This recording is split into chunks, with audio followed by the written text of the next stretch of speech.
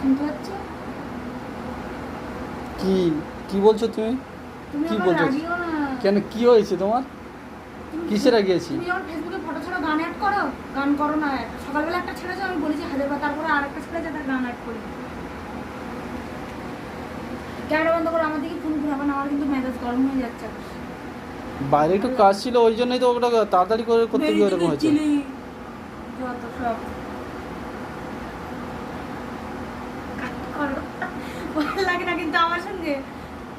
তুমি ফোন সরাও আমার মুখের সামনে থেকে, দেখো বিরক্তি লেগে যাচ্ছে পুরো। কি অসহ্য, আবার অসহ্য? তোমার যেটা বলবো তুমি তার উল্টোটা করবে, সব এতে, সব কাজে। কবে উল্টো করেছি? আজকেই তো একটু হয়ে গেছে।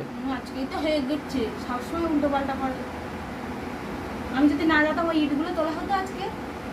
সে 2-3 মাস ধরে ইটগুলো পড়ে রয়েছে রাস্তার ধারে, ওই ধারে।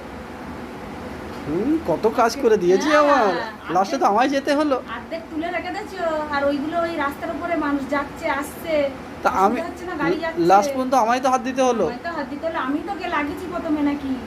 আমি যদি না যেতাম তাহলে কাজটা উদ্ধার হতো না আজকে, মনে রাখবো এটা। যে কোনো কাজে আমি না গুতালে কোনোদিন সে কাজ উদ্ধার হবে না। ওরে সর্বনাশ! গাফিলিতি শুধু, গাফিলিতি আমার দেখেই ভয় পায়। ওরে সর্বনাশ! শ্রীমতী রাধারানী তো? রাধারানী না, রাধারানী দাসী, যার জন্য কৃপা আছে রাধারানী।